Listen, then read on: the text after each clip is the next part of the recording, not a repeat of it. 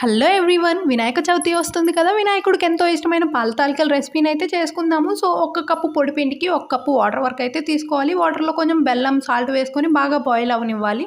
ఆ వాటర్ని అయితే కొంచెం కొంచెంగా పిండిలో పోసుకుంటూ పిండిని అయితే సాఫ్ట్ ముద్దలాగా అయితే కలిపేసుకోవాలి.